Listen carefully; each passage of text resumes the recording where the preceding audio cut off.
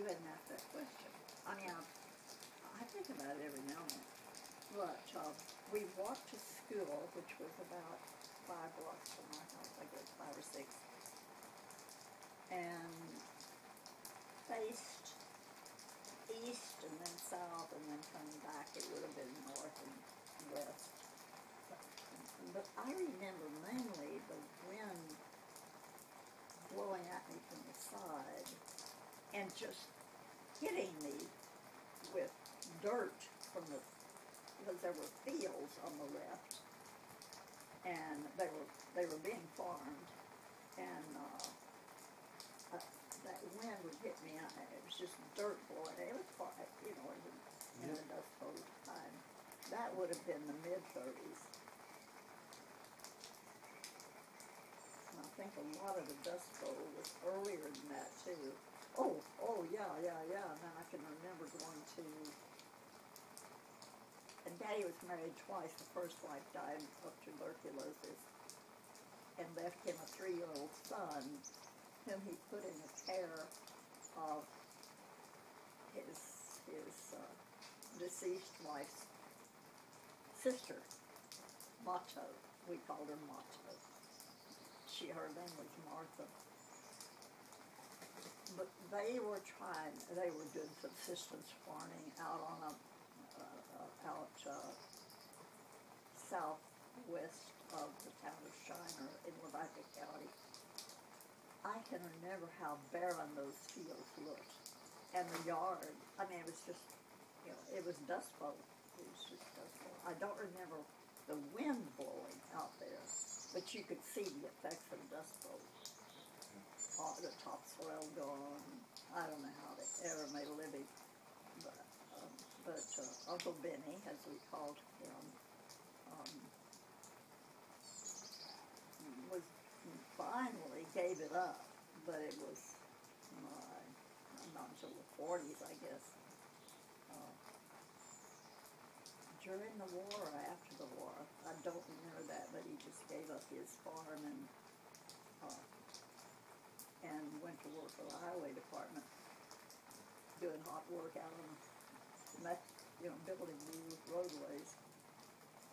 So that was, there are now some memories about Dust Bowl. I rarely think about that. Those were the negative parts.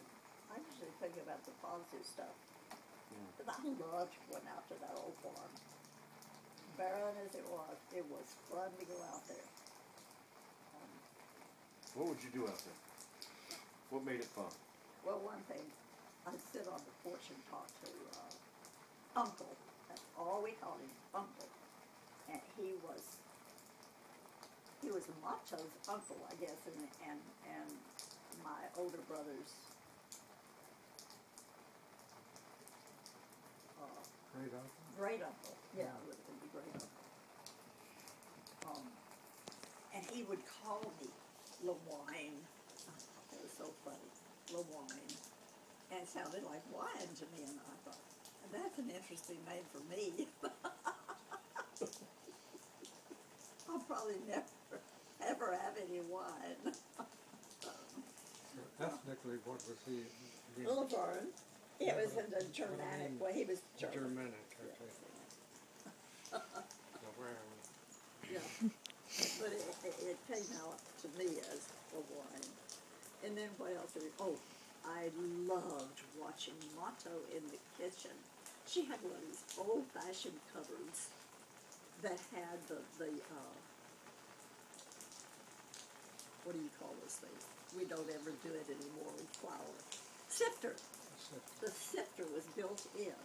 It was a fairly large thing. She'd put in a large quantity of white flour and sift it through there by hand, of course. And then she'd have her big bowl down below that would catch the flour.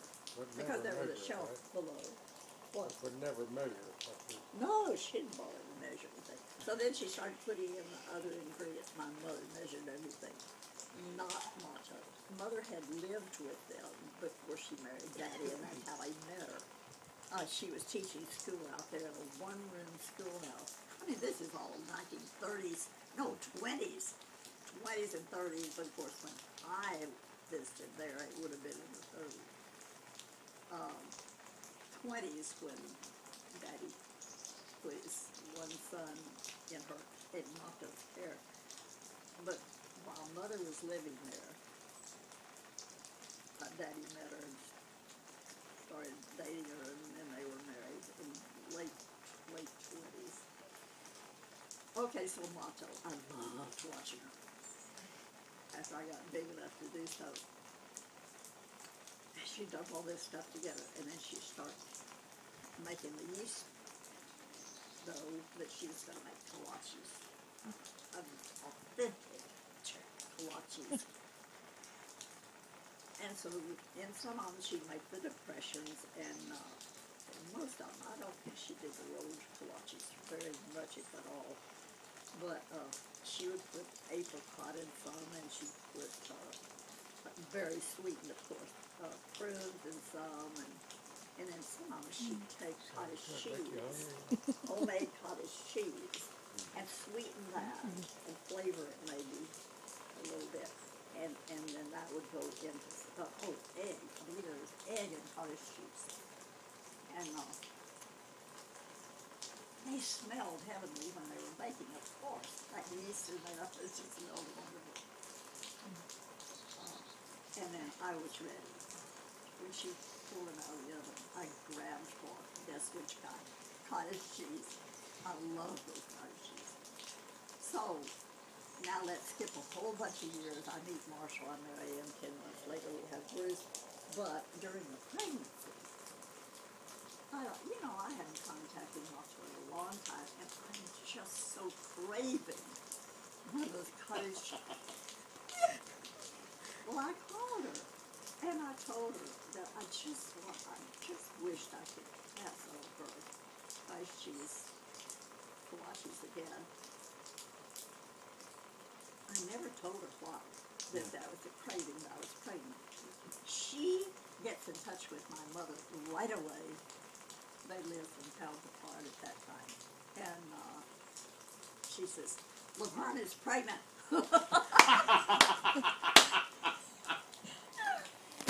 I raved kolaches. I was about to be pregnant. There you go. She had my number. It was never pickled. I never was craving. Did you crave? What did you crave? Pickles, ice cream, and Gringo's tacos. Blackberry cobbler. And blackberry cobbler. Gringo's tacos was from Missouri, and I actually asked him to go get them. Yeah, and I literally, one night, I got on the computer and tried to find a way to get Gringo's tacos, what it would take to have them freeze it and airmail it. That craving was that strong. Well, I was You that. do have the best mate. Don't you forget. So what does Gringo's tacos have? It is just a regular taco? It was what I really liked was a cheese burrito, and that was all it was. Just something about the spices. And The way they made their particular sauce. I actually described it to him, and he actually came really close. And it wasn't quite but it was close enough to satisfy the craving for that night. I was in HEB buying different brands of beans and different brands of cheese and trying to. Then when we were up there in Missouri, my best friend from high school was pregnant, and we'd stopped at Gringo's. I said, we have to take her burrito. She's pregnant. And sure enough, she was like, oh, thank you. I've been craving these. And I tried one, and I was like, I was about to spend $40 to airmail this. Tasteless thing. It does sound very simple. Except for the special sauce. Now there's where the trick is. She one time sent me, I bought 3 different blackberry cobblers from 3 different stores around Austin just to find the one that she wanted. So, blackberry cobbler, even if you store-bought, still takes 45 minutes to cook. So we get one cooked, 45 minutes. She takes a bite of it. She goes, yep, that's it. I'm done. That's what I needed. And so here it is. I'm stuck with the whole blackberry cobbler to eat. Where do you think I got all this? I haven't lost my pregnancy weight.